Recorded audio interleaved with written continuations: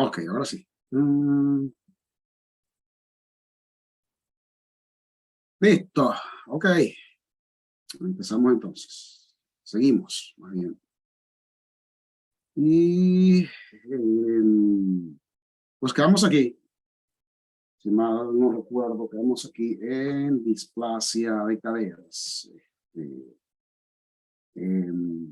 Es una pelvis con caderas displásicas y una pelvis comparado con una pelvis normal, se nota pues completamente la diferencia, ¿no? Ya hablamos de eso ya, los cambios radiográficos de displasia de cadera y eventualmente si eso no se trata a tiempo, entonces el perro va a desarrollar una enfermedad articular degenerativa bastante severa, caracterizada por los osteofitos periarticulares. Bueno, básicamente los clases serían osteofitos periarticulares. Pueden notar también que en este acetábulo aquí, sería el borde o el anillo acetabular, está incrementada, tiene una incrementada opacidad. O sea, eso es lo que ya habíamos conversado anteriormente como uno de los cambios radiográficos de enfermedad articular degenerativa, que es la esclerosis del hueso subcondral. Y hablamos del hueso subcondral, que es el hueso esponjoso, que está debajo del cartílago articular, que le da como cierto soporte o un cojinete a la articulación. Y estos múltiples, pequeños y grandes áreas de parece como fragmentos de mineralizados, son los que se llaman, se denominan osteocondromas sinoviales. Simplemente son también parte de la enfermedad articular degenerativa y básicamente son desprendimientos de sinovio, de cartílago articular, que se acumulan en la articulación y luego se calcifican y luego pues pueden crecer y crecer y crecer. Entonces, cuando vean estos múltiples, en mucha literatura lo van a leer como ratones articulares, joint mice,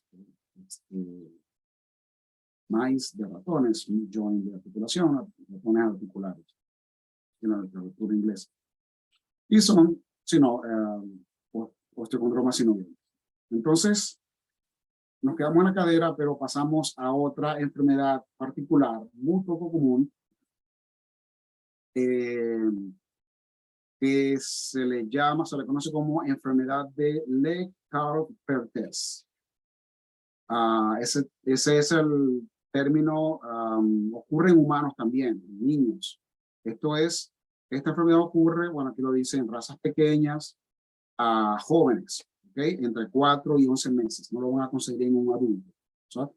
Es solo en razas jóvenes y ocurre en niños. Ocurre en este término, enfermedad de Legg-Calvé-Perthes, es por la gente que lo describió por primera vez en humanos, ¿ok?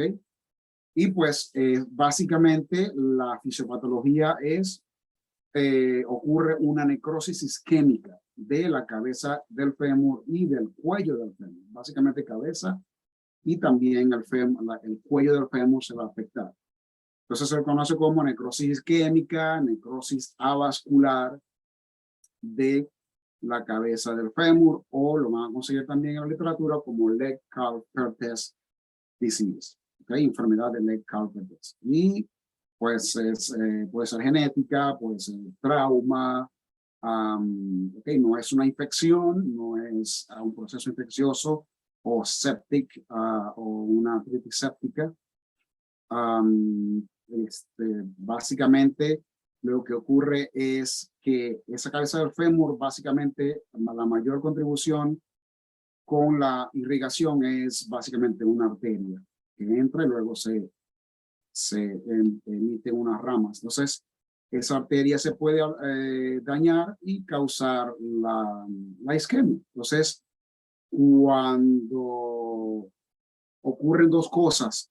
Los cambios iniciales de la enfermedad son a veces pasa por desapercibido, porque lo que ocurre son una ligera esclerosis del incremento de la opacidad de la cabeza del fémur y del cuello femoral. Cuando hay isquemia, el hueso muere y entonces no se regenera. Al regenerarse es cuando mantiene su opacidad normal. ¿Okay? Entonces, pero eventualmente hay neovascularización. Entonces, cuando ocurre la neovascularización, es cuando ese hueso muerto es reabsorbido y es cuando se ve entonces la reducción de la opacidad y fácilmente se ve la enfermedad. Entonces, lo que se ve es como una osteólisis, es como una reducción de la opacidad de la cabeza y el cuello femoral. Hay una irregularidad y hay aplastamiento, aplanamiento o aplastamiento de la cabeza del fémur. Algunos lo pueden confundir con displasia de cadera porque se ve la cabeza femoral aplanada, como en este caso. ¿Okay? Pero aquí no hay lisis, no hay osteólisis. Y es una raza grande. Entonces, esto es básicamente en razas pequeñas. No creo que se haya reportado, hasta donde yo sé, en razas grandes. Y el tratamiento es ostectomía. Hay que hacer una ostectomía y listo, porque el tratamiento médico no va a calmar la ubicación. ¿Okay? Entonces, necrosis isquémica de la cabeza del fémur en razas pequeñas y las razas de juguete. Y aquí están, pues, otro ejemplo. Entonces, como les había mencionado, ahí puede ser bilateral, como en este caso está sospechosa. Se ve más que todo en el lado derecho, asumimos que este es el lado derecho, vemos que esa cabeza del fémur y el cuello hay como una esclerosis, ven como hay incremento de la opacidad, pero luego hay un puntillado radiolúcido, o sea que está entre la fase aguda pasando a la fase subaguda o crónica, entre comillas, ¿ok? Tal vez ya una semana, un par de semanas, desde que ocurrió el insulto.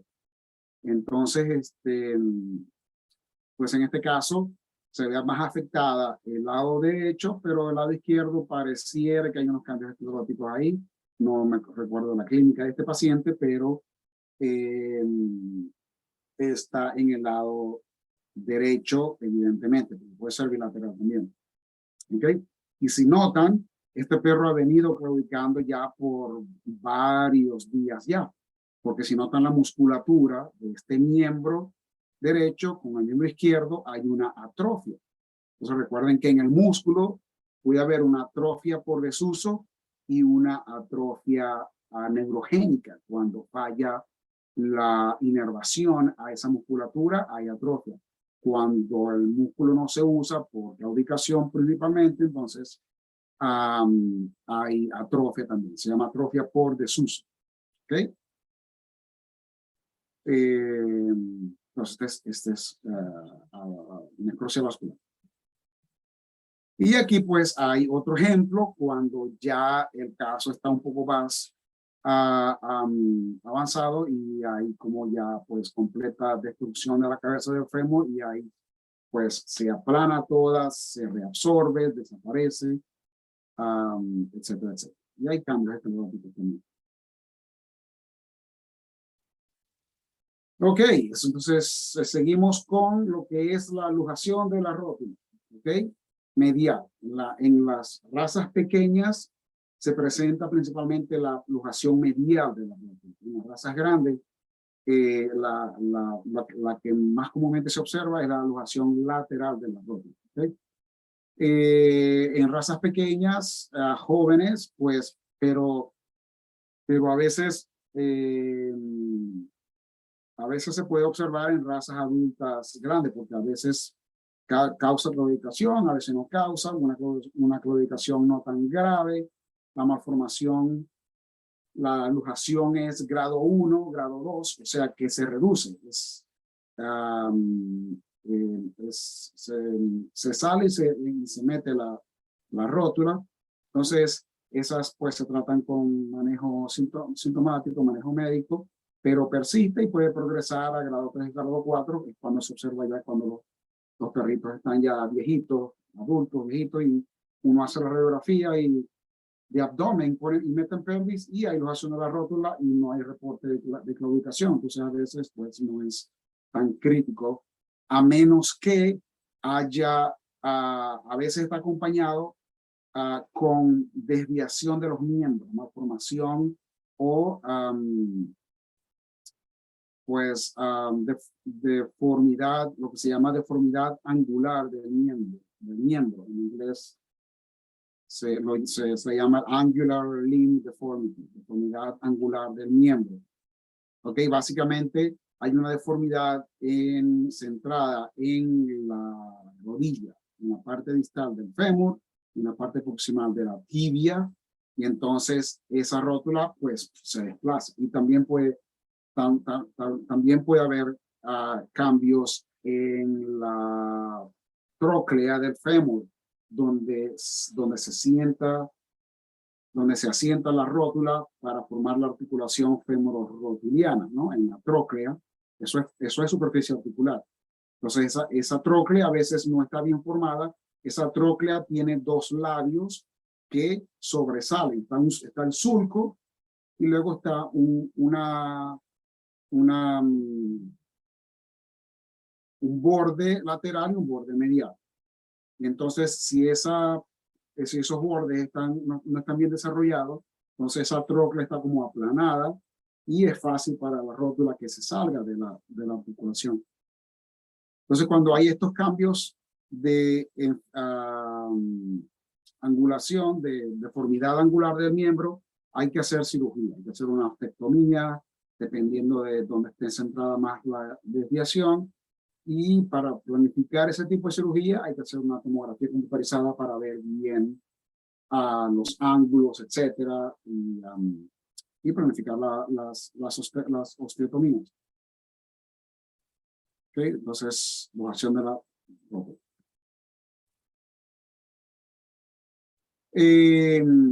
Hay otra condición en animales jóvenes que se llama la osteopatía metafisiaria. Anteriormente, cuando yo vi radiología, la denominaban osteodistrofia hipertrófica. Y a veces, pues así la van a encontrar en libros viejos de radiología o de medicina, y en los libros ya más recientes, pues la van a conseguir como osteopatía metafisiaria o osteodistrofia hipertrófica.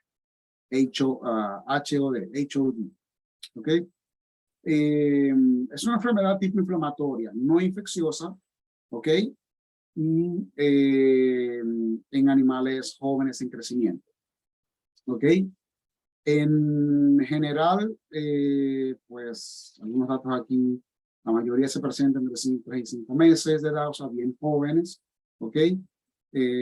Puede haber recurrencia, la patogénesis en sí no está bien aclarada, no está bien clara la patogénesis, pero es una lesión inflamatoria y no se han aislado agentes infecciosos ni de cultivo de sangre, porque el perro cuando esto ocurre, el perro está sistémicamente bien mal, bien débil, bien decaído, claro, dependiendo del grado de inflamación, ¿no? Pero es la tendencia cuando ocurre este tipo de enfermedad.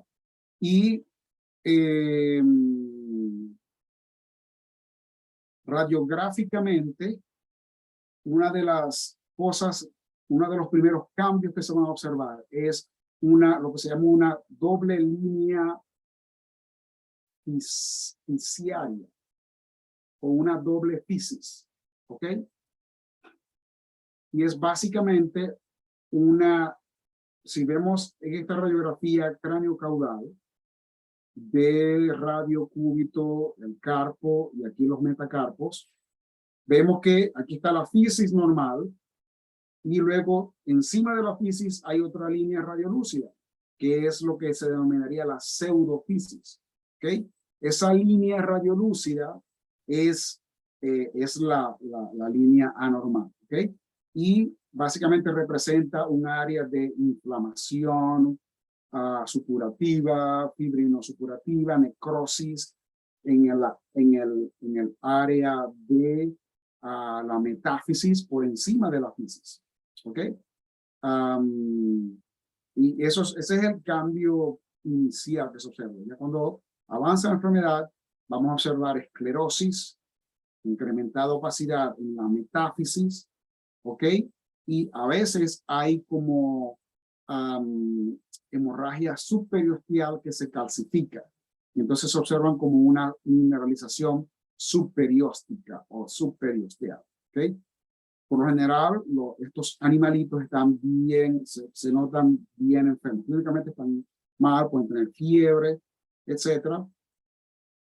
Y radiográficamente, eso es lo que vamos a ver. Entonces, esta es una radiografía de cambios iniciales de la osteopatía metafisiaria o osteodistrofia hipertrófica.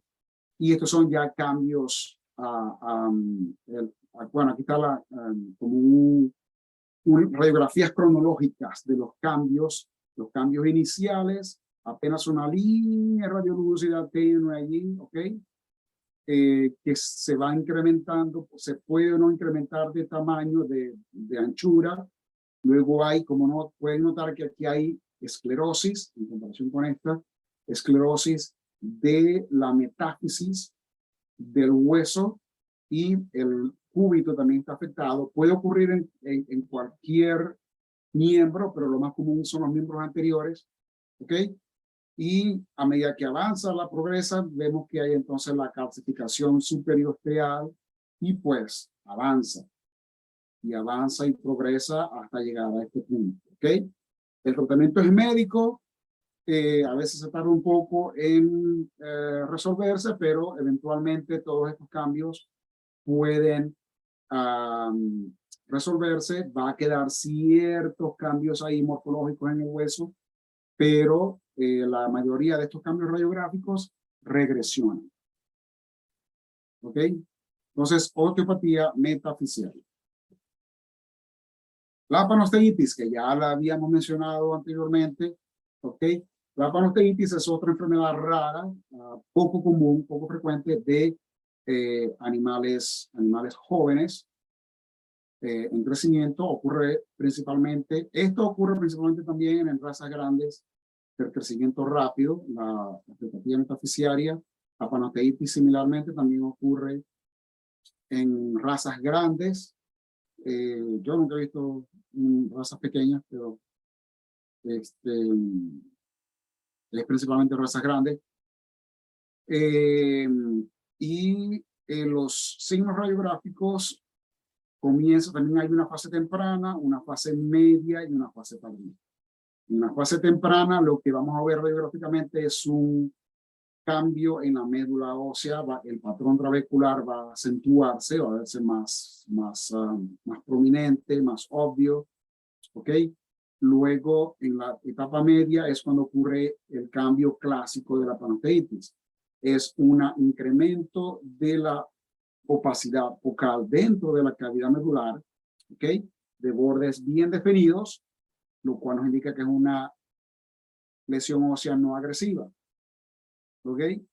Y eventualmente puede desaparecer, pero también se puede uno observar cambios muy tenues, muy leves, muy sutiles de una reacción periosteal, ¿ok? Una reacción periosteal. La panosteitis, también no se conoce la fisiopatología exacta, la patogenia, no es infecciosa, se ha cultivado de estas lesiones óseas y no crece nada, ¿ok? Es simplemente una enfermedad inflamatoria, tal vez congénita, tal vez autoinmune, y básicamente lo que hay es degeneración de los adipocitos dentro de la médula ósea, ¿ok? Y luego que ocurre eso, pues hay formación fibrosis y cierto nivel de calcificación en esa área donde hay degeneración de los adipocitos. ¿Ok? En esta enfermedad hay una particularidad en la sintomatología clínica o en la presentación clínica. El dueño puede llegar y decir, el perro estaba cogiendo del miembro anterior derecho, dejó de cojear y ahora está cojeando del miembro posterior izquierdo o del miembro anterior izquierdo. Entonces, es una claudicación cambiante. Puede ocurrir aquí, puede ocurrir allá, y se va alternando. O sea, de alguna manera la enfermedad, pues, se cura de un lado, de un miembro y luego aparece en otro miembro. ¿Ok? Igual es una enfermedad autolimitante, tratamiento médico para el dolor, y pues eventualmente se va a curar, pero puede recurrir a los meses, ¿ok? Y esos cambios pueden persistir, o sea que a lo mejor en un perro adulto toman radiografía y pueden ver cambios que pueden ser de una pancreatitis vieja, pero no está causando ningún sintomatología. Otro aspecto particular de la clínica de esta enfermedad es que estas lesiones de incremento de la opacidad se van a observar exclusiva o van a comenzar o van a persistir exclusivamente a la entrada del foramen nutritivo del hueso, ¿sí? donde entra la arteria nutritiva. ¿Okay? Entonces, tenemos que conocer la anatomía de los huesos, donde entra ese foramen nutritivo para diagnosticar con precisión una pancreatitis. En el húmero, la arteria nutritiva está en la parte distal, en la metáfisis distal, en el radio del cúbito, en la parte proximal, en el fémur, está en la parte proximal, proximal, en la metáfisis proximal, y en la tibia está como que más o menos en la diáfisis, ¿ok? Entonces, cuando vean un incremento de la opacidad en esas áreas, un perro joven, pues, es como que patognomónico, es pancreatitis, ¿ok? Este es el cambio clásico, pero a veces puede ser cambios, como ya les voy a decir. Puede ser difuso también, incremento de la opacidad en la médula ósea difusa. ¿Okay? Como les había comentado, entonces la etiología no se conoce muy bien, puede ser genética, los pastores alemanes están sobre representados, o sea que es bastante frecuente en pastores alemanes, puede ser factor de estrés, metabólico, infecciones, etcétera. Algunos dicen infección, pero no se ha aislado nada, ningún tipo de virus se ha aislado. ¿Okay?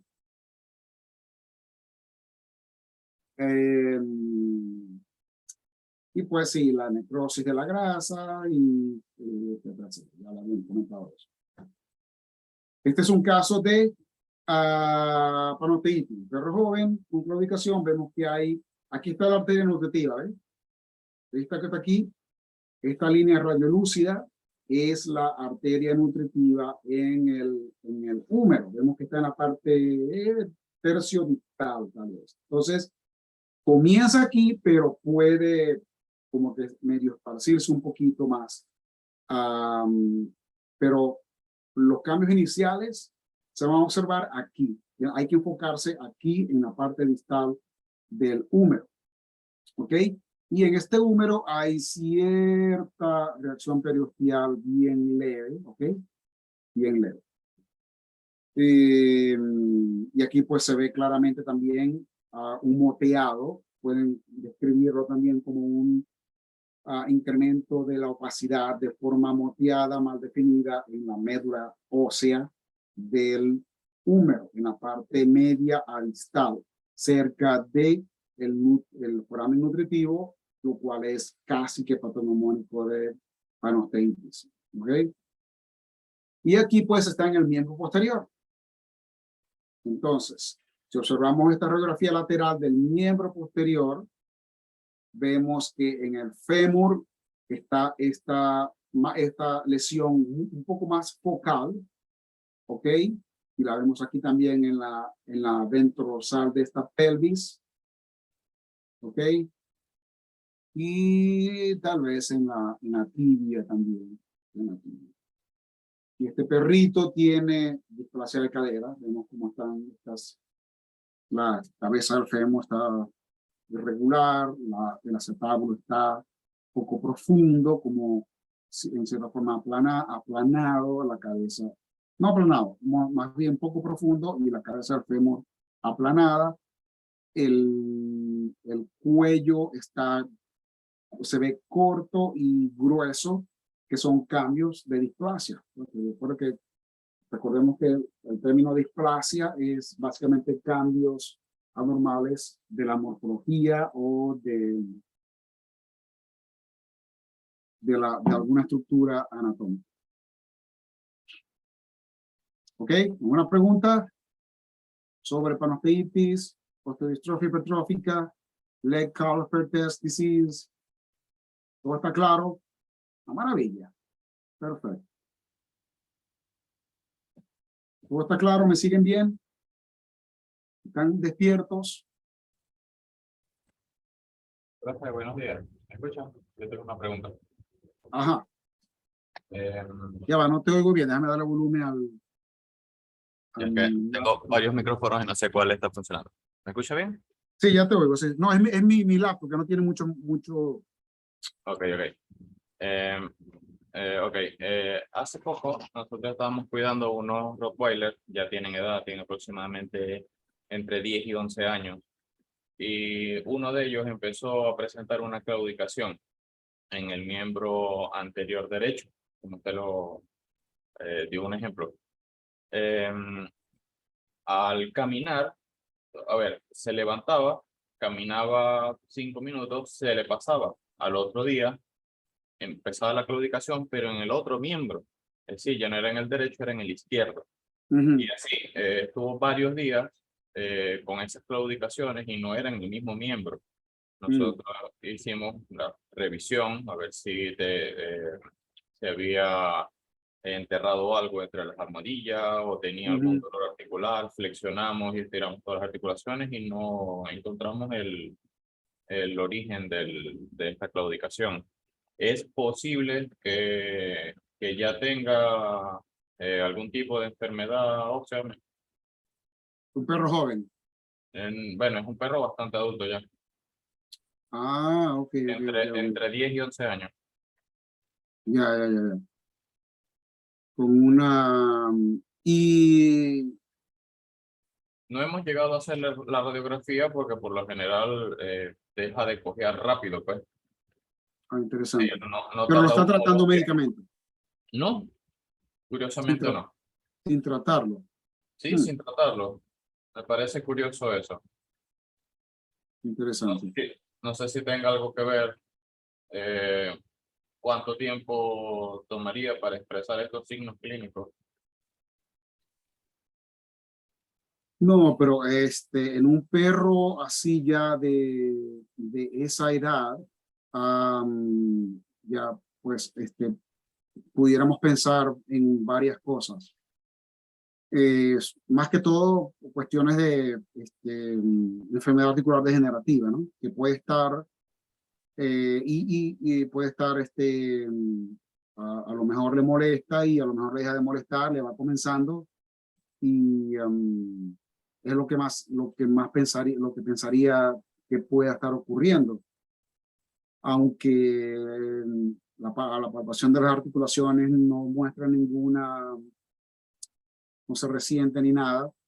Habría que también palpar a ver en la columna también a ver si a veces esa espondilosis deformante, esos espolones en la parte ventral de la columna, por lo general son subclínicos en la mayoría de los perros viejos, pero a veces se puede lateralizar y cuando se lateraliza, cuando se va a los lados, entonces puede causar cierta compresión de los nervios raquídeos y, y puede molestarle un poco. Entonces, le molesta un poco, luego se le calma al tiempo que empieza a caminar y vuelve a recaer. Eso pudiera ser otra situación que se pudiera contemplar.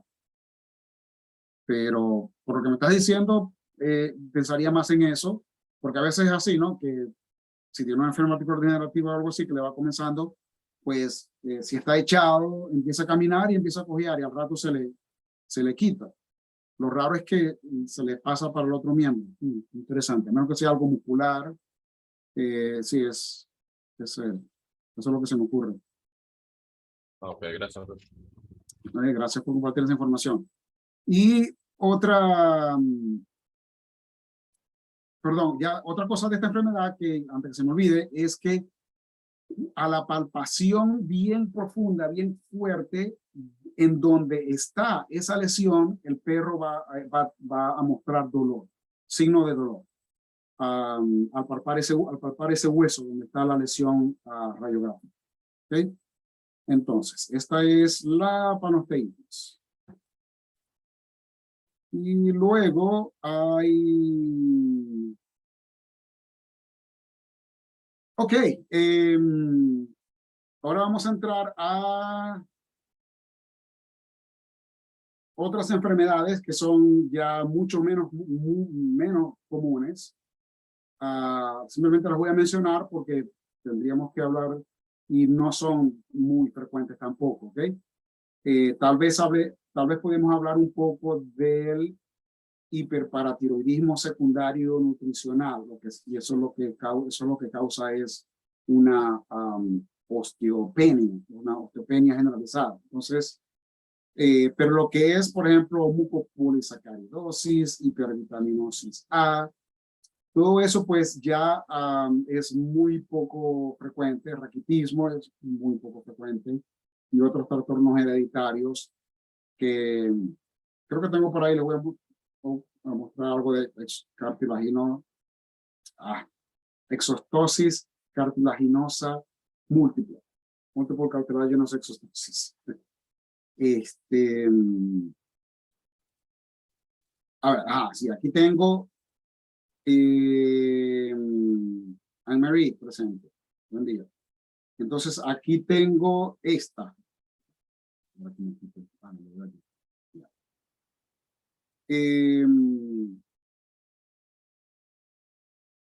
Lo que sería el hiperparatiroidismo. Entonces, casos de osteopenia. La osteopenia, que es la reducción de la calcificación ósea, pero de forma generalizada. ¿Ok? Una de las causas comunes es el hiperparatiroidismo secundario nutricional. ¿Ok? Entonces, cuando básicamente la dieta está relacionada con un hiperparatiroidismo secundario nutricional. Cuando hay una dieta que es básicamente uno de los errores comunes es una dieta en carne solamente, no le dan más nada, no le dan ningún suplemento, no le dan ninguna alimentación balanceada. Entonces, esa dieta alta en carne lo que va a hacer es una dieta alta en fósforo, ¿ok? Y bajo contenido de calcio. Hay un desbalance ahí de la relación fósforo-calcio y entonces esa reducción del calcio, ¿okay? Esa reducción del calcio lo que causa es que haya liberación de la hormona paratiroidea, la PTH. La hormona paratiroidea va a tratar de sacar calcio de algún lado del cuerpo, porque lo importante es, recuerden que cada mineral, cada elemento en el organismo tiene que tener un balance, un nivel normal. Nada por debajo, nada por arriba. Entonces, lo que llamamos la calcemia en este caso, la calcemia y la fosfatemia.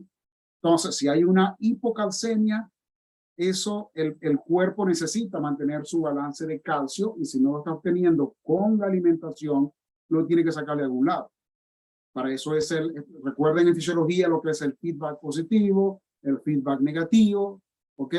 Entonces, aquí lo que ocurre es un feedback positivo. Hay bajo calcio y entonces se incrementa la liberación de la hormona paratiroidea y ¿dónde va a sacar el calcio? Del hueso. Entonces, el hueso pierde calcio de los cristales de hidroxiapatita, y eso que causa, va a haber una reducción de la densidad ósea, ¿ok? Y eso es lo que vamos a ver en una radiografía. En la radiografía vamos a ver que los huesos van a verse como casi como que transparentes, y algo muy clásico es que si notan esa corteza ósea va a estar muy delgada en comparación con un hueso normal. Vean este hueso normal, vean esa corteza ósea bien relativamente gruesa, ¿ok? La densidad ósea se mantiene, pero cuando hay una osteoporosis, ya sea en este caso por un hiperparatiroidismo secundario, entonces va a haber una reducción de la densidad, de la opacidad ósea generalizada, y una reducción de esa adelgazamiento de la corteza ósea.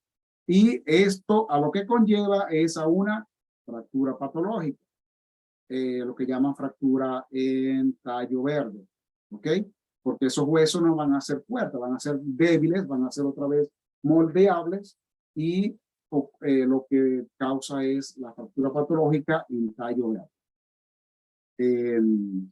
Y bueno, estos son los cambios radiográficos que vamos a observar cuando ocurre una hiperparatiroidismo secundario nutricional. Ahora bien, ese hiperparatiroidismo también puede ser un hiperparatiroidismo secundario renal debido a una enfermedad renal, pero básicamente es la misma cosa, la misma fisiopatología.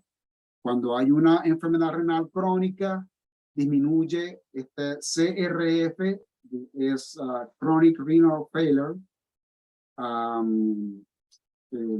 falla, bueno, lo pueden ver así, es una insuficiencia renal crónica, pero también lo podemos llamar una falla renal crónica, Chronic Renal Failure. Esto, GFR es la filtración glomerular, ¿ok? La filtración glomerular disminuye, y entonces eso causa retención de fósforo, lo cual conlleva a una hipocalcemia, y entonces comienza el feedback positivo con la paratiroides, no aquí, sino aquí en el cuello, con las paratiroides para liberar la PTH, y entonces ocurre también los mismos cambios radiográficos. ¿Ok? Pues tenemos esos dos tipos de hiperparatiroidismo asociado con una osteopenia generalizada.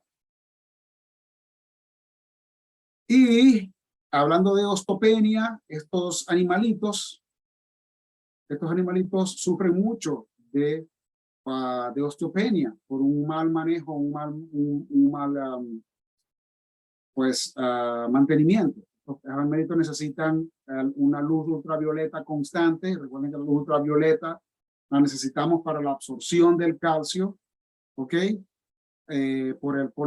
Recuerdan en fisiología el colecalciferol, el dioxicolecalciferol, y a mí ya casi ya se me ha olvidado, pero es básicamente eso es lo que hace el sol, la luz ultravioleta, formación del colecalciferol. El colecalciferol una de las funciones es absorción de calcio a nivel intestinal, y también regula un poco el calcio a nivel renal. Entonces, muy importante es esos rayos de sol, esa luz ultravioleta. Entonces, me llegó hace como un par de días, lo vi y concha, le voy a compartir este casito con los muchachos. Parálisis, es como un lagar, es como una lagartija sofisticada, ¿no? Pues, y ven cómo parece como el moteado, es como a leopardo, y así se llama leopard gecko, y es una lagartija leoparda, algo así, creo yo. Y pues aquí la tiene mucho como mascota. Entonces, lo llevaron a la clínica porque tenía parálisis de las patas traseras, comenzó hace un par de noches supuestamente, tiene como un bulto, un abultamiento en la columna, y no sé si está relacionado o no, pero supuestamente tiene el hemipene prolapsado, no hay antecedentes de caída, ni lesiones, etcétera, etcétera, etcétera. Entonces, pues pueden observar cómo radiográficamente también se observa una reducción de la densidad ósea, de la opacidad ósea generalizada, ¿ok? Hay una osteopenia generalizada, pero también tiene esta lesión vertebral. Por eso que se ve el abultamiento en la clínica, ¿ok? Pero básicamente pudo haber ocurrido aquí una fractura patológica a nivel de la columna y por eso es que el pobre animalito está caído al tren posterior, etcétera, etcétera. Y entonces y también tiene una escoliosis, ¿ok? Básicamente la musculatura que se inserta en las vértebras, pues tratando de mantener la postura, deforman las vértebras y causan todos estos cambios de escoliosis, de quifosis, lordosis, y aquí pues es bastante probable, casi no se ve porque resolución, pero una fractura patológica ahí vertebral debido a una enfermedad metabólica ósea, lo llaman así pues, debido a una osteopenia. Probablemente el bichito este no ha tenido muchas horas de luz ultravioleta y una pobre alimentación también, ¿ok? Se alimentan de grillos y bichitos de eso y insectos, etcétera, etcétera. Así que interesante. Ok, bueno, y una de las cosas relacionadas con la hiperparatiroidismo renal secundario en los perros es que lo primero que se pierde es la densidad ósea alrededor de los dientes, ¿ok? Los dientes, en esa estructura, lo que se llama el alveolo, de la mandíbula y de la maxila, donde están las raíces de los dientes, perdón, tienen una estructura ósea lineal que se llama lámina dura, ¿ok? Es lo que mantiene firme el diente dentro de la cavidad alveolar del diente, ¿ok? Entonces, esa lámina dura se pierde y en líneas generales toda la mandíbula empieza a perder densidad ósea y en algunos libros lo van a leer como síndrome de la mandíbula de goma, rubber jaw, ¿okay? La mandíbula de goma. Y bueno, pues también van a haber cambios.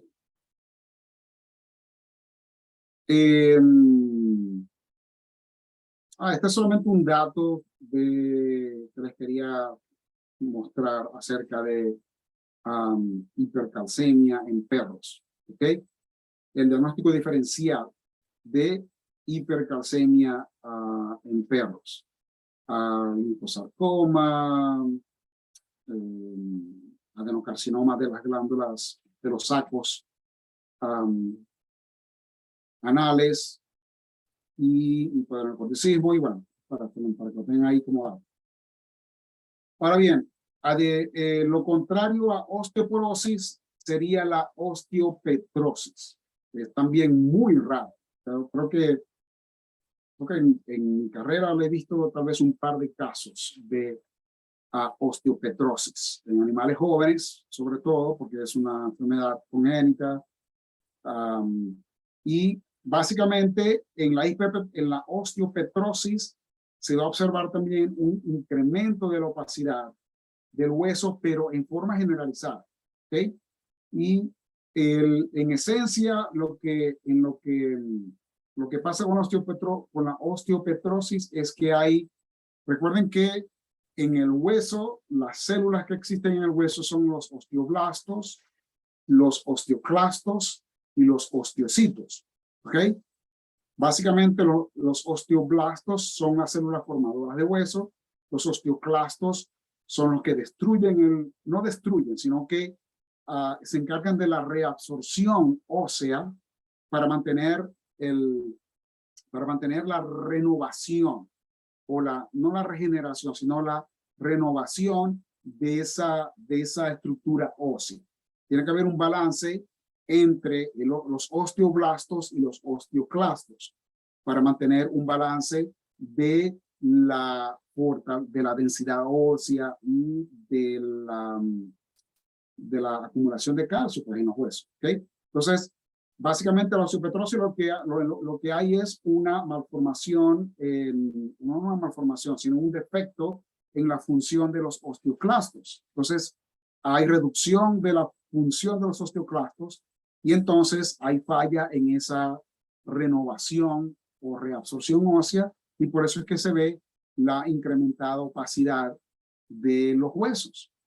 Y entonces, esos huesos, al ponerse muy duros, se tornan rígidos y es fácil que ocurra lo que se llama también entonces una fractura patológica, como en estos casos. ¿Okay? Esa fractura patológica puede formar callo óseo, pero es repetitivo. Es una fractura, ocurre frecuentemente. ¿Okay? Entonces, esto es lo que se llama osteopetrosis. Esto es una foto de un libro que conseguí o de un artículo, no recuerdo. Osteopetrosis en un gato. ¿Okay? Entonces ven como todos los huesos y parecen como un pedazo de tiza. ¿Okay? Y creo que en alguna literatura lo llaman así, huesos en tiza, algo así. Y este gato pues tiene varias fracturas patológicas. En el fémur distal tiene una fractura patológica bilateral y aquí en la pelvis y no sé si aquí en el sacro, pero básicamente, ¿ok? Osteopetrosis, en la tibia aquí también, ¿ok? Fractura patológica, osteopetrosis. No sé qué dice algo de... No dice.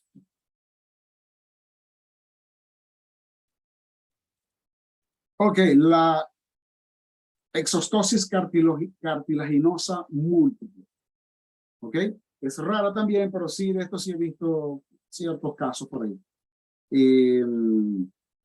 Básicamente, lo que ocurre es una proliferación benigna de hueso y de cartílago. Recuerden que el hueso proviene del cartílago de crecimiento, pero a veces ese cartílago, por alguna razón, no se diferencia en hueso, entonces, pero se sigue proliferando, ¿ok? Y entonces se forman estas protuberancias relativamente radiolúcidas, que son cartílagos, ¿ok? Y se pueden o no calcificar eventualmente. Y dependiendo de dónde ocurra, puede haber fracturas patológicas, ¿ok? Y a veces se pueden presentar en los huesos largos, se pueden presentar en las costillas, se pueden presentar también en las vértebras. Y cuando se presentan en las vértebras, esa proliferación de cartílago puede causar compresión de la médula espinal, ¿ok? Causando signos neurológicos. En este caso, esta es una foto de un libro. Vemos que es un perro joven. Aquí está la fisis, está abierta en el húmero y hay varios cambios proliferativos relativamente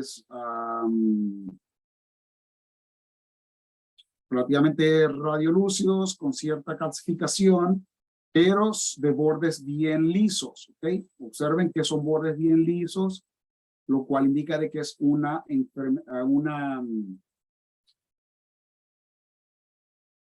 lesión no agresiva. ¿Okay? Hay una lesión aquí en el dígito, en el miembro posterior, y hay unas lesiones aquí en las vértebras, pero afortunadamente estas lesiones no están, no se observan que están hacia el canal medular, sino en la parte ventral de los cuerpos vertebrales. Y también hay otras lesiones aquí en el proceso espinoso. Aquí hay una, aquí hay otra, aquí hay otra. Proceso espinoso en la columna torácica. ¿Ok? Entonces, múltiple multiple cartilaginous exostosis. Exostosis cartilaginosa múltiple. Y pues ya cuando el paciente tiene sintomatología clínica, neurológica, hay que hacer entonces una tomografía computarizada o una resonancia magnética para ver entonces dónde está la lesión, el grado de compresión de esa médula espinal. Entonces, en este caso, aquí vemos otra fotografía de un libro donde hay lesiones de tipo exostosis cartilaginosa, causando una compresión medular aquí.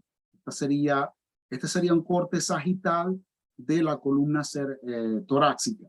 Aquí está la parte caudal de la columna cervical, la columna torácica, que hay cierta compresión aquí. Aquí no se ve muy bien, pero también se observa compresión. Este sería un corte transversal. Y se observa mejor en una tomografía computarizada. Aquí está un CT, Computed Tomography Images, tomografía computarizada, donde se ve el cartílago, pues se diferencia bien el hueso del cartílago, causando una compresión de la médula espinal. Sería un corte sagital de tomografía y aquí sería un corte transversal, donde se observa pues que hay cierta formación de hueso, pero parte de la vértebra no se desarrolló, no se transformó en hueso, se mantuvo en forma cartilaginosa, prolifera y comprime la médula espinal. Y pues aquí hay que tratar de hacer cirugía para tratar de descomprimir la médula espinal. Ok.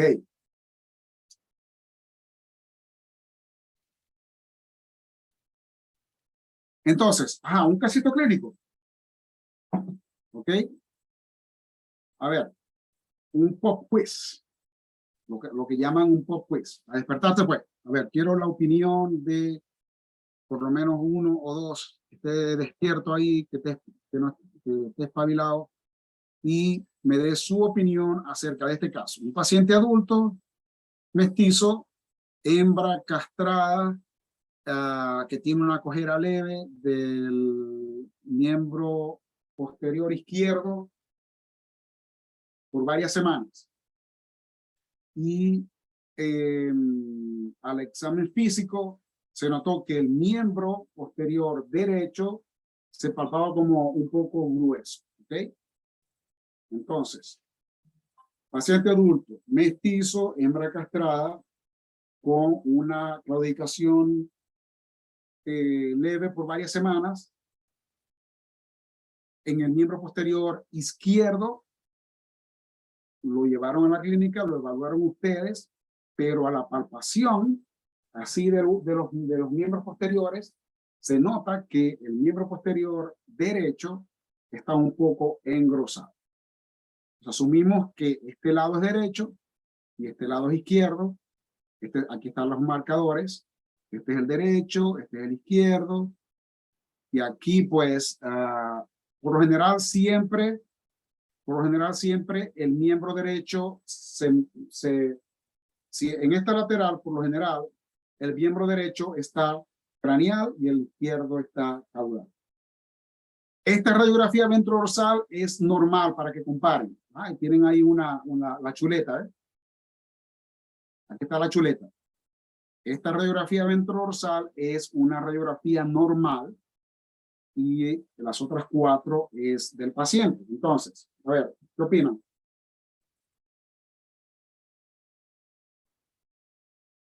Tratando de usar términos radiológicos que hemos conversado. ¿Qué observan?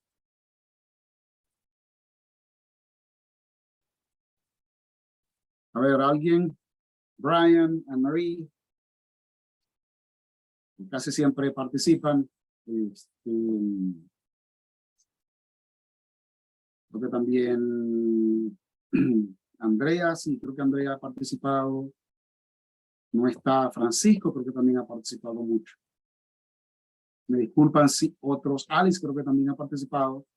Me disculpan los otros si no he mencionado a quienes hayan participado, pero son los nombres que más me suenan. Francisco, Javier, Brian.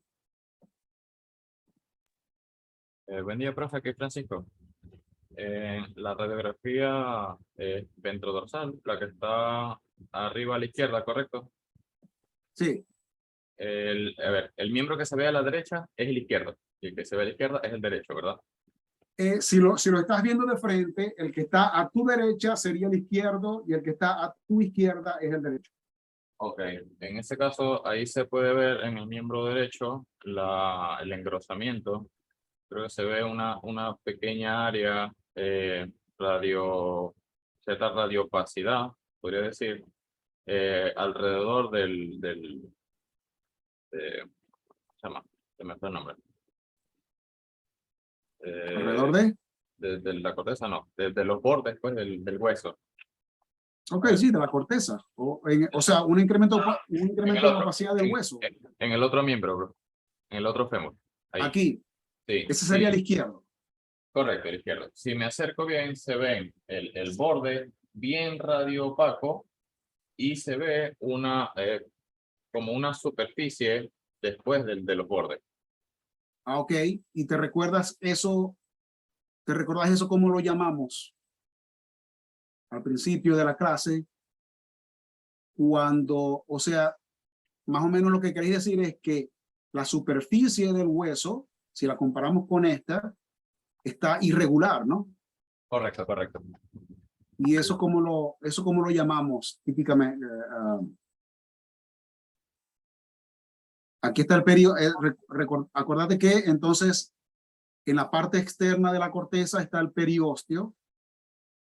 Entonces, cuando esa parte está irregular, se le llama una reacción periosteal. ¿Sí? Sí, sí, correcto, correcto. Eso es lo que quise decir. Exactamente. Entonces, está bien como comenzaste, está bien como comenzaste a describir lo que estás viendo, pero entonces luego tenés que darle un nombre. Entonces, le agregaríamos pues que la parte adyacente a la corteza está de forma irregular, lo cual representa una reacción periosteal irregular. ¿Ok? Sigue pues.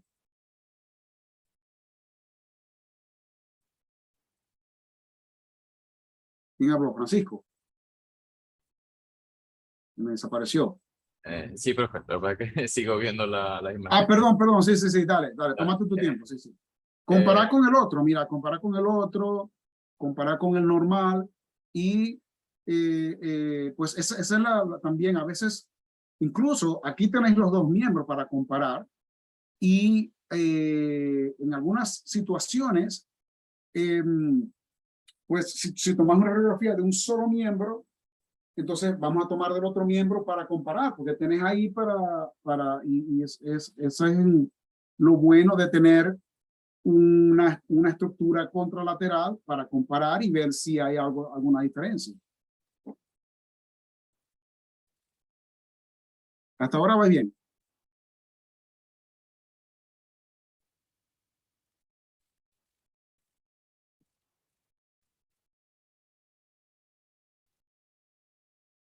Bueno, en la imagen de abajo se puede En la apreciar lateral, todavía.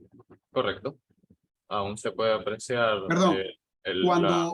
cuando te vas a referir a una imagen, tenés que decir en la lateral o en la ventrodorsal o en la dorsoventral o en la lateral de la pelvis, porque aquí tenemos una lateral de la rodilla Correcto. derecha y aquí tenemos una lateral de la pelvis, incluyendo los miembros. Entonces, cuando si me decís en la lateral de la pelvis, que incluye los miembros, entonces ya sé exactamente, ya sé a cuál radiografía te estás refiriendo.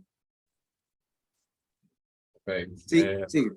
Ahí se puede ver Dale. todavía la reacción del periósteo. Ajá, reacción A periosteal. ver, quizás sea mi percepción, sí, pero más allá de la reacción periosteal, el fémur izquierdo, a ver, no, el fémur derecho, que es el que está craneal, Ah, correcto, sí. Ajá, se sí. ve un poco más fino que el otro fémur. Ah, eso es muy interesante. Eso es muy interesante. O sea, el hueso, todo el hueso en sí está más pequeño que este, ¿no? Sí, se ve un poco más fino. Eso es muy interesante. Y a ver, si alguien me dice por qué le pongo 19 en el siguiente pop quiz. Bueno, no 19, 15. No sé, de pronto alguien lo sabe. A ver, por qué este hueso, todo el fémur se ve más fino que este? No es una enfermedad, no es una patología. Tiene que ver con la posición, cómo el perro está posicionado sobre la mesa. Es un artefacto radiográfico.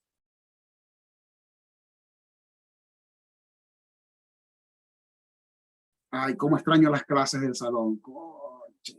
Esto tenemos que hacerlo más frecuentemente. Ajá, parece es como aprendemos más. Entonces, Francisco, o alguien, voy a dar 2 minutos. Y entonces, si no, entonces lo explico. A ver, ¿Alguien sabría? ¿Alguna idea? lo, Lo que sea. Aquí estamos en lo único, confianza, en familia. lo único que podría acotar en cuanto a la posición es que el miembro izquierdo, a ver, las vísceras están sobre el miembro izquierdo. O sea que el miembro No, derecho, este es el derecho. correcto, correcto. Eso es a lo que voy. Se ve el miembro derecho por debajo las vísceras y en el fondo de la imagen estaría el miembro izquierdo. Aquí está. Ajá. Eso es lo que podría comentar respecto a la posición. Ya. No, bueno, sí. Más o menos, pero no. Básicamente, yo creo que no, yo creo que de esto no hablamos mucho. Esto lo debía haber mencionado en la parte de física, en la primera clase.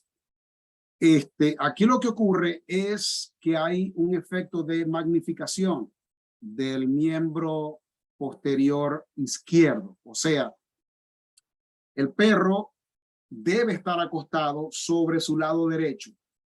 Entonces, el lado derecho el miembro derecho está pegado al cassette, mientras que el lado izquierdo está un poco levantado, alejado del cassette.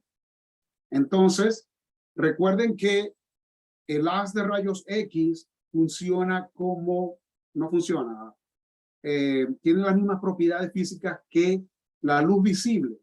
Entonces, ¿qué pasa cuando, si ustedes hagan el experimento, si ustedes ponen su mano pegada a la pared y proyectan la luz, se va a ver la sombra de la mano sobre la pared? Mientras ustedes alejan la mano de la pared y el bombillo se mantiene en la misma posición, ¿qué pasa con la sombra? Una pregunto, ¿qué pasa con la sombra? ¿Aumenta de Se tamaño va o disminuye de agrandando, tamaño? ¿Perdón? va aumentando de tamaño. Va aumentando de tamaño. Eso es lo que se llama magnificación. El mismo principio ocurre en los rayos X. ¿Ok? Cuando la estructura anatómica está cerca del cassette, entonces la imagen que vamos a observar es la más cercana al tamaño normal de la estructura anatómica. Si ese miembro está alejado del cassette, entonces ocurre lo que se llama la magnificación. Y eso tenemos que mantenerlo muy en cuenta, ¿ok? Porque a veces, por ejemplo, tomamos radiografías de tórax y se mete el miembro anterior, ¿ok? Entonces, perdón. Entonces, podemos determinar cuál miembro es, cuál es derecho y cuál es izquierdo, simplemente al notar el efecto de magnificación. ¿Ok? ¿Te ha entendido? ¿Se entendió? Sí, profe. Entonces, por eso es que este se ve más pequeño, este se ve más grande porque este está cerca del cassette y el perro está acostado sobre el lado derecho. De tal forma de que el miembro derecho está sobre el cassette y el izquierdo está alejado del cassette, causando un proceso de magnificación. Eso es todo. Ok, entonces volvemos al caso ya para... Bueno, ya podemos tomar un recesito y... entonces, muy bien, Francisco, gracias. Hay una reacción periosteal, se ve como la corteza está bien, no bien, está algo irregular y hay un moteado radiopaco en la médula, dentro de la médula, un moteado como una esclerosis de la médula. Entonces, es una lesión más o menos agresiva por la reacción periosteal. No hay mucha osteólisis que pueda observar, no hay mucha. Tal vez aquí haya un poco de osteólisis, ¿ok? Entonces, el diagnóstico, el primer diagnóstico diferencial sería un tumor óseo, tal vez un tumor primario de hueso, etcétera. Ahora bien, ¿por qué el miembro derecho está más engrosado que el izquierdo? Si observan bien la musculatura, ¿ok? Está más engrosada que el miembro izquierdo. Y si observan con detalle esa musculatura, en comparación con esta y en comparación con el miembro, con la radiografía normal, vemos que todo esto es músculo, tiene una opacidad de tejido blando, ¿ok? Todo esto es músculo. Pero si vamos al miembro derecho, vemos que de repente hay esta ligera reducción de la opacidad. Entonces, esto es opacidad de tejido blando, músculo. Luego, esto que está aquí es una opacidad de grasa. ¿Ok? Es una opacidad de grasa. Y la vemos aquí. Todo esto que está aquí es una opacidad de grasa. Vemos que el músculo está desplazado. ¿Ok? Esto es lo que se llama un lipoma. ¿Ok? Un lipoma grandísimo. Pero estos lipomas se llaman lipomas intermusculares. Por lo general crecen entre el semitendinoso y el semimembranoso. Y esos lipomas crecen hasta que el perro empieza a claudicar un poco, no quiere caminar, y entonces hay que hacer cirugía, sacar esos lipomas de allí, ¿ok? Entonces, un casito bastante interesante, con una lesión agresiva en un miembro, pero tiene un lipoma intermuscular en el otro miembro. Entonces, hay que estar pendiente, ojo pelado, con los cambios en las densidades normales, los cambios en las opacidades normales, en los tejidos blandos, en todo, en cualquier lado, ¿ok? Para hacer un diagnóstico. Entonces, necesito tomar un receso como de 5 minutos y ya vengo.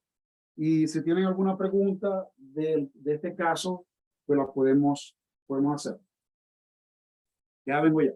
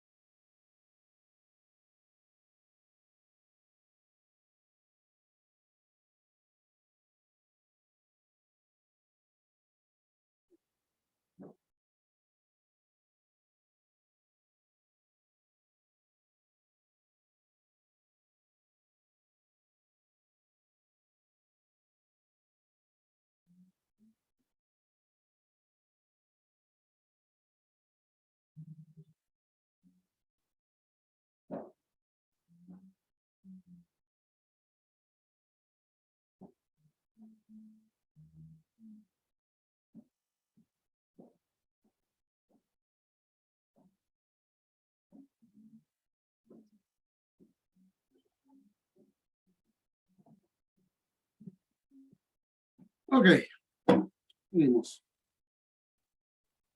Otra cosa del casito.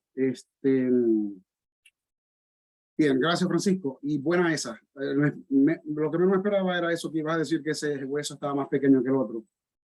Y creo que de la discusión, de toda la discusión, creo que eso fue en mi opinión, creo que lo más importante porque pues bueno, tenéis cierto característica, poder de observación y eso es bueno.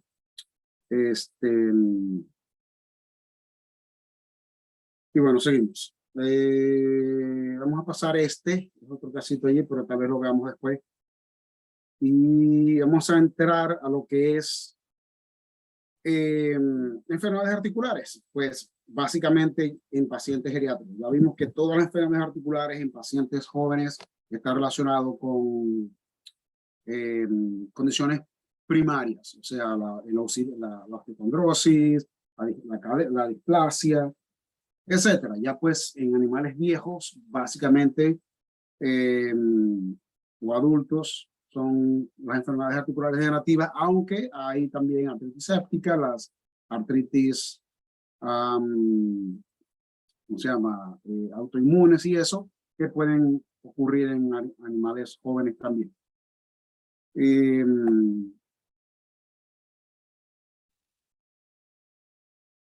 Entonces,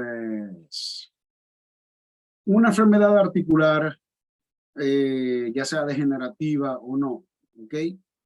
Pueden haber cambios radiográficos. O sea, se pueden observar algunos cambios radiográficos, pero dependiendo de en qué etapa está la enfermedad, si es una etapa aguda o peraguda, a lo mejor la radiografía no se va a notar mayor cosa en comparación con una enfermedad articular degenerativa o enfermedad articular subaguda o crónica. ¿Ok?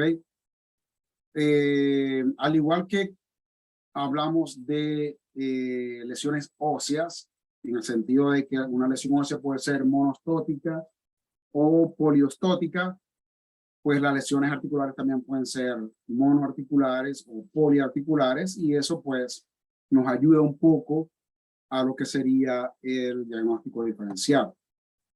¿Cuáles son los signos radiográficos o los cambios radiográficos que vamos a observar cuando hay una enfermedad articular?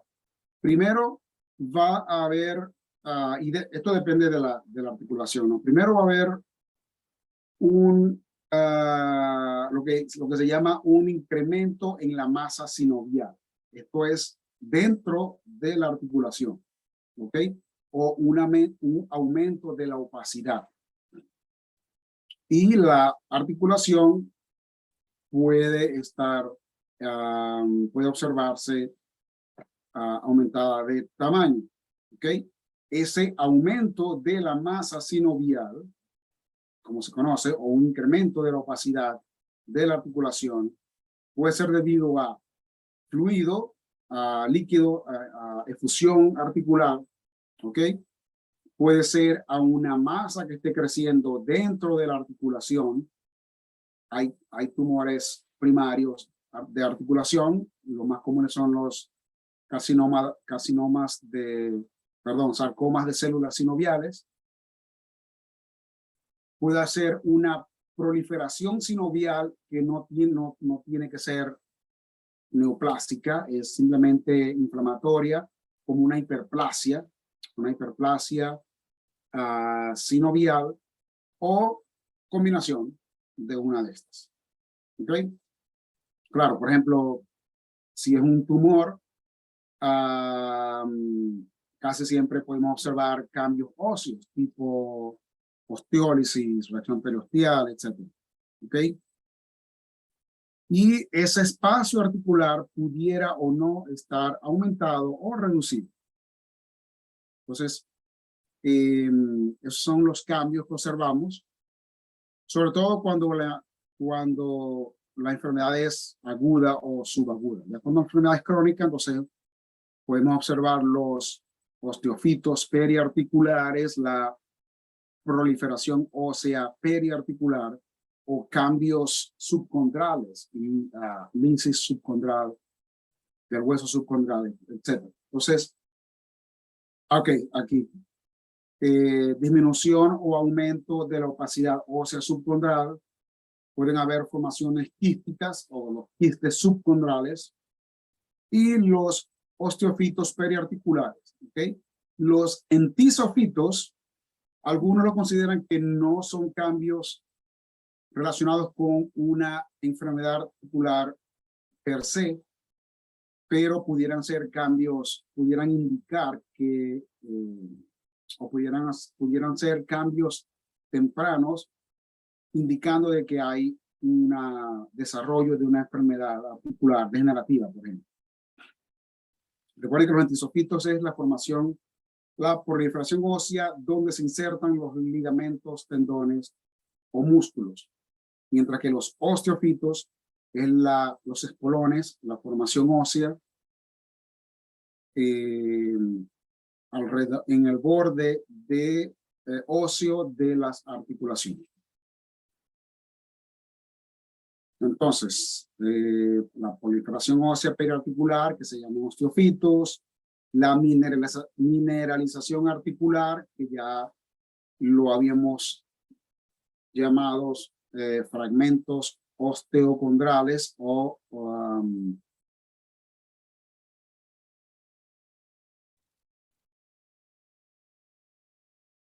y los fragmentos osteocondrales, ¿ok?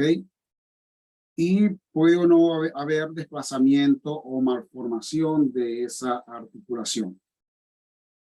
Y lo que les había dicho, los entisofitos, que pudiera, algunos dicen que sí, otros dicen que no es cambio de enfermedad articular degenerativa.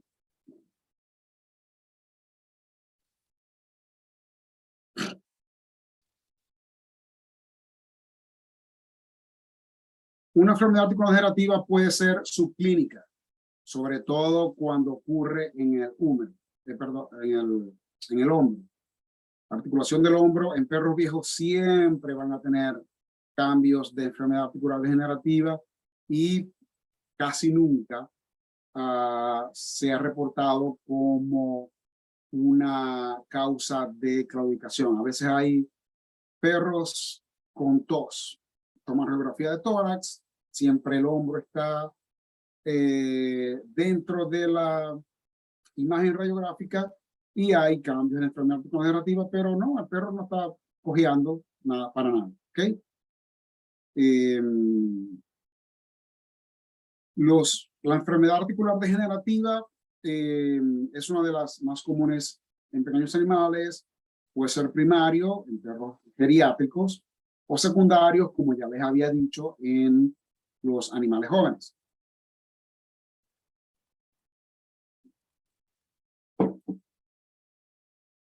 Y como de lo que ya hemos conversado, pues los cambios radiográficos pueden variar dependiendo de la etapa de la enfermedad. Entonces, esta es una representación gráfica de una radiografía. ¿Ok? Esta mitad es normal, por supuesto, se ve que está normal. ¿Ok? Una articulación de la rodilla, tenemos la rótula, fémur, las favelas y la tibia por aquí. ¿Ok? Entonces, del lado derecho es normal, del lado izquierdo se observan los cambios que se pueden observar en una radiografía relacionados con una enfermedad articular degenerativa. Entonces, vemos incremento en la opacidad intraarticular, un abultamiento o engrosamiento de la articulación. ¿Ok? Esto sería un osteofito periarticular, una esclerosis del hueso subcondral, si se compara con la parte que es normal. Una calcificación intraarticular, que son los osteocondromas, ¿ok? Un pequeño quiste subcondral o irregularidad del hueso de la superficie articular. ¿Ok? Entonces, Aquí vemos la representación gráfica de la enfermedad articular degenerativa. En líneas generales. Aquí pues ya vamos en la radiografía.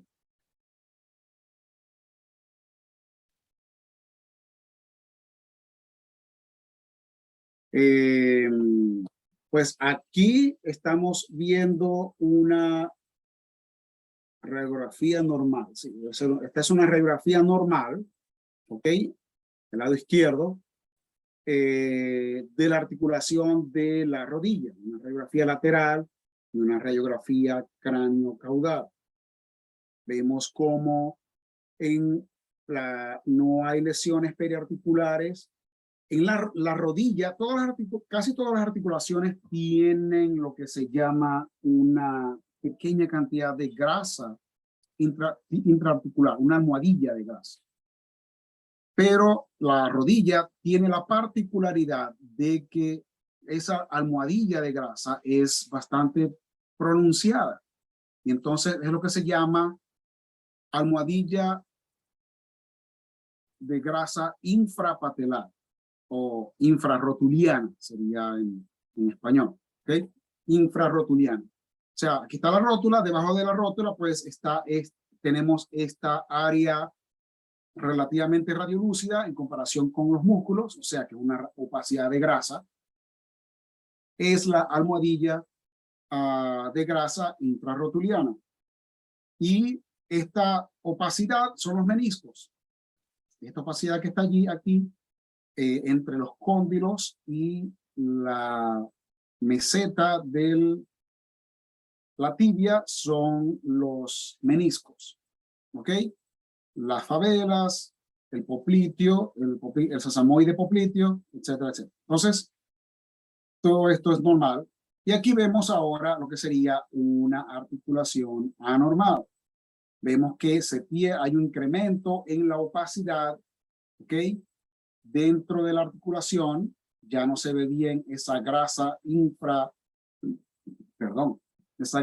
infrarrotuliana por incremento en la opacidad. Unos dicen que hay desplazamiento de la grasa infrarrotuliana, desplazamiento craneal o distal, ¿ok? Este es lo cual sería indicativo de una efusión intraarticular, porque es tejido blando, opacidad de líquido, ¿okay? Aquí hay una proliferación, aquí está la tróclea, que es superficie articular, donde va la rótula, entonces hay una proliferación ósea, ¿ok? Y de este lado vemos unos osteofitos pequeñitos allí. Aquí en la parte lateral, este sería el peroné, o sea que esto es lateral.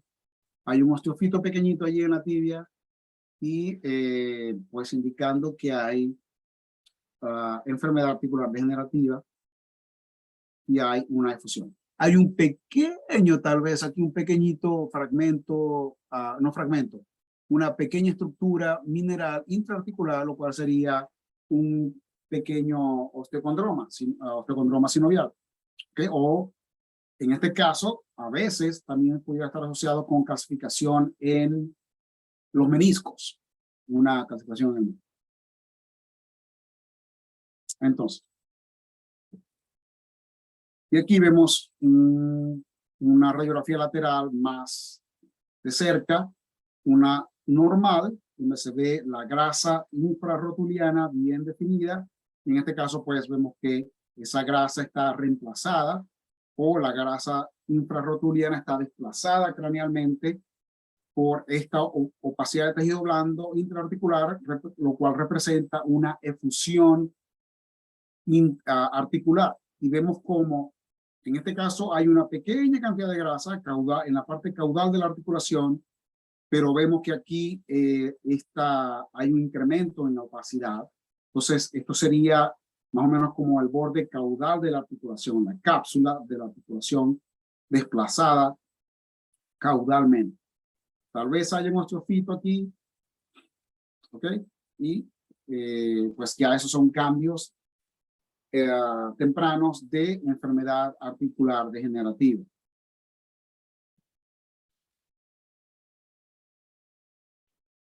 Y pues hablando de enfermedad articular degenerativa en la rodilla, la causa más común de enfermedad articular degenerativa en la rodilla en el perro es la ruptura del ligamento cruzado craneal. ¿Ok? Entonces, perros con ruptura del ligamento cruzado craneal, esa articulación va a estar inestable y entonces esa inestabilidad crea la enfermedad articular degenerativa. Vamos a ver un incremento en la opacidad dentro de la articulación debido a una efusión. Aquí hay un osteofito pequeño en la rótula, en la parte distal y proximal de la rótula. También hay un osteofito pequeño en la parte proximal de la tróclea. Y luego aquí esta es una foto de una revista, más o menos haciendo como una clasificación dependiendo de los grados de cambios. Esta sería normal, luego esta sería leve y luego esta sería severa. Entonces vemos cómo cambia. Aquí está normal, luego aquí hay un poquito de efusión articular, no hay cambios en los huesos asociados a la enfermedad articular degenerativa. Y luego, pues aquí vemos que se incrementa la efusión articular, pero entonces hay cambios periarticulares de osteopitos. Aquí, por ejemplo, en la rótula, tal vez aquí en la tibia también. ¿Ok? Entonces, clásico, cuando vemos esto, un perro adulto joven cojeando, vemos que hay efusión masiva, hay enfermedad articular degenerativa. Entonces tratamos de hacer el signo de la gaveta, creo que lo llamamos, ¿no? En cirugía, no sé si ya vieron cirugía. En cirugía le deben hablar de esto y le deben de mencionar el signo de la gaveta para ver si, porque cuando hay ruptura del ligamento cruzado, esa tibia se va a desplazar fácilmente cranealmente, lo cual es un signo de la gaveta positivo. Se desplaza cranealmente la tibia, ¿ok? A la palpación.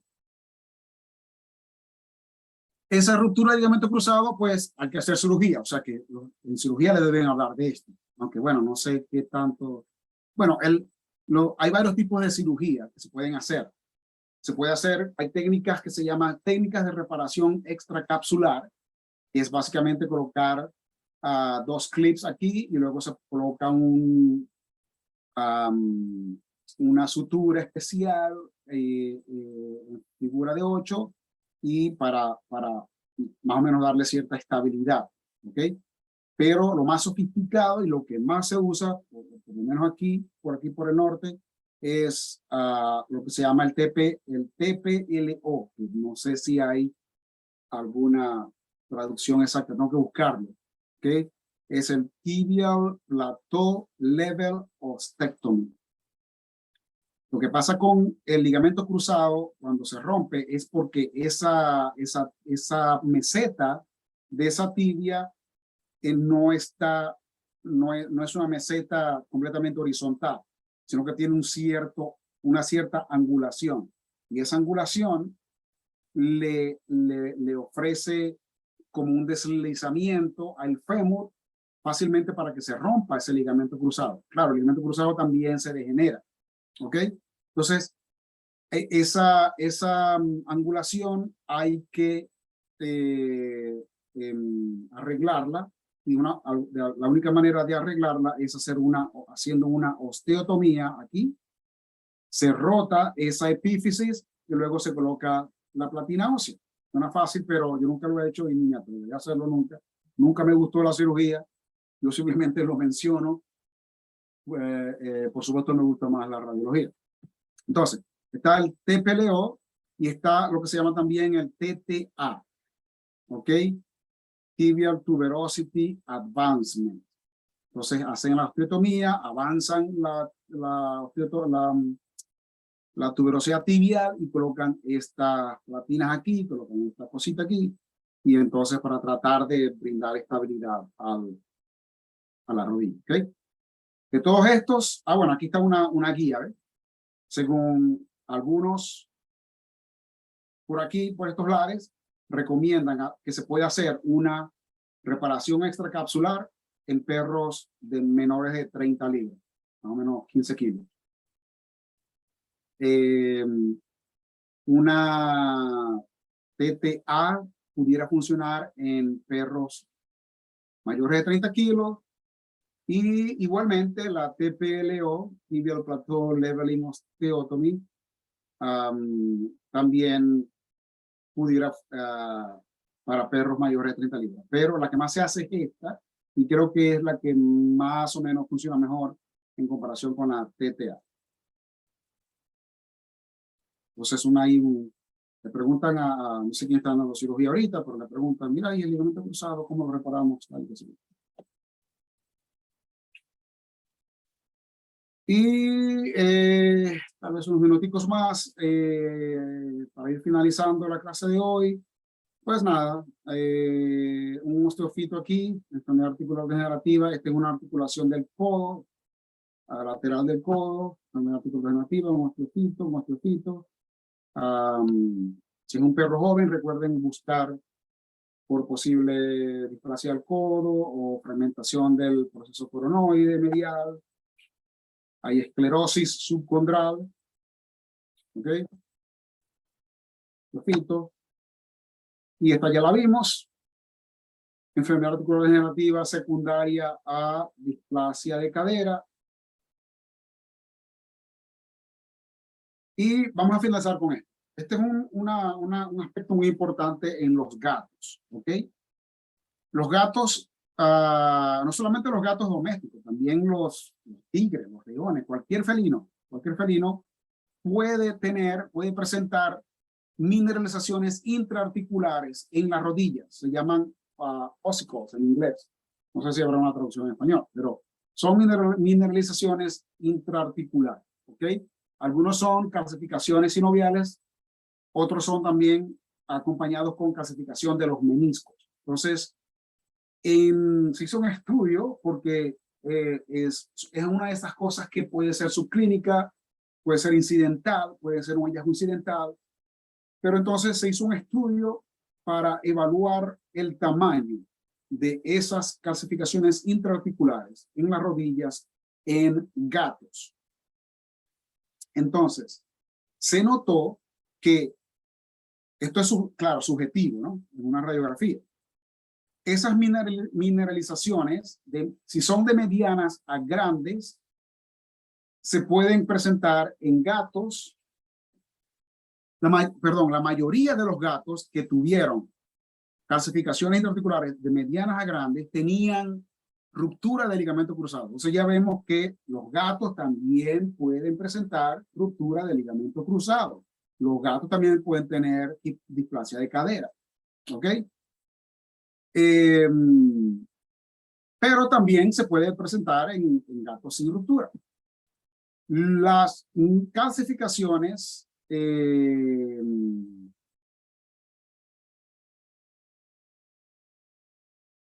muchas de ellas, como les había comentado, pues pueden estar ubicadas en el menisco.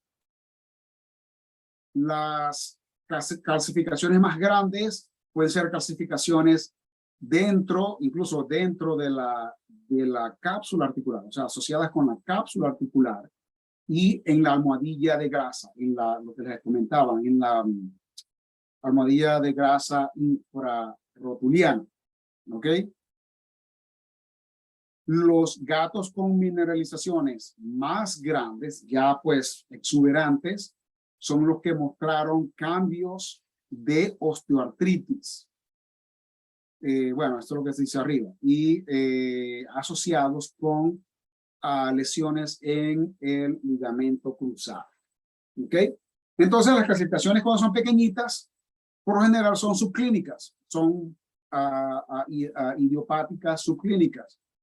¿Ok? Y pues el gato no presenta ninguna claudicación, no hay dolor a la manipulación de la rodilla, etcétera. Y pues aquí están los ejemplos. ¿Ok? Este sería un ejemplo de una clasificación ahí chiquirriquitica. ¿Ok? En esta clasificación se notó que estaba en el cuerno o en la parte medial del menisco. ¿Ok? Incidental, no hay problema. ¿Ok?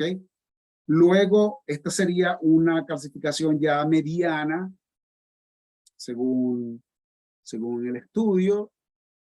Y luego esta sería ya una clasificación de la cual ya tenemos que preocuparnos de que pudiera estar causando, si llega el gato con claudicación del miembro posterior y vemos esa calcificación gigantesca, entonces pues ya debemos estar pensando de que hay una enfermedad articular degenerativa con significancia clínica y puede o no haber ruptura de ligamento cruzado. Entonces, en este caso, habría que hacer una artroscopía.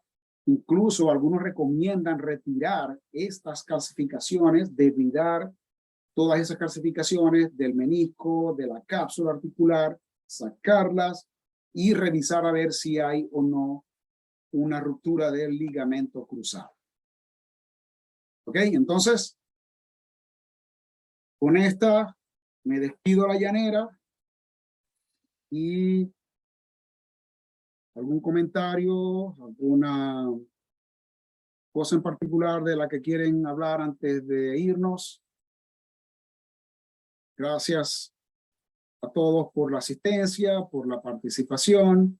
Entonces, básicamente, estaba hablando con el profesor Decio y vamos a hacer un quiz, pero solo de teoría. El quiz para que vayan reteniendo todo lo que es la teoría, los cambios radiográficos, cuáles son los cambios radiográficos de una lesión ósea agresiva, cómo identificar una lesión ósea agresiva, no agresiva. Pues es básicamente todo lo que es teoría de cambios radiográficos de ciertas enfermedades. Y ya para el parcial, entonces ahí sí hacemos, como siempre lo hemos venido haciendo, una parte de teoría y una parte de casos clínicos.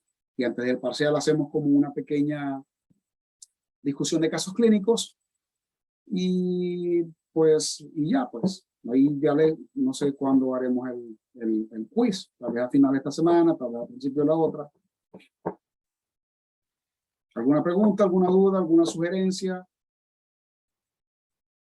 ¿Están despiertos? Bueno, quisiera verlos por un huequito, a ver qué es lo que andan haciendo por ahí.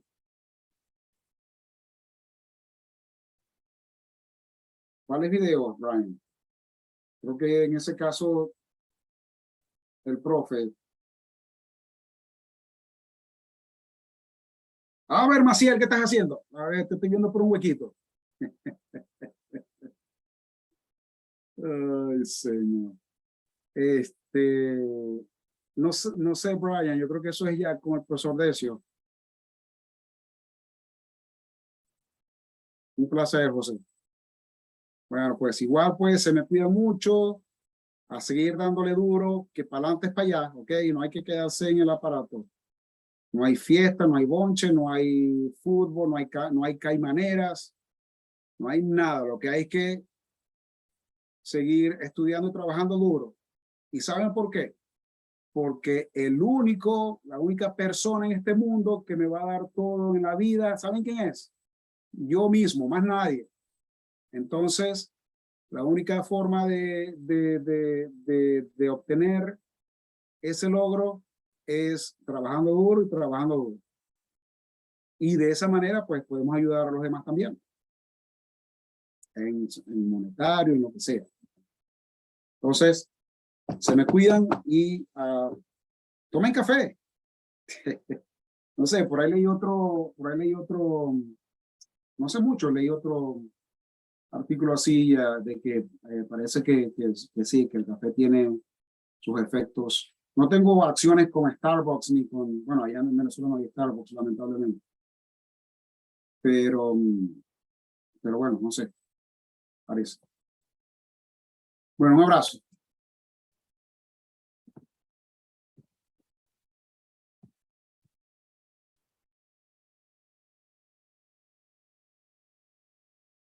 Expedición se fue.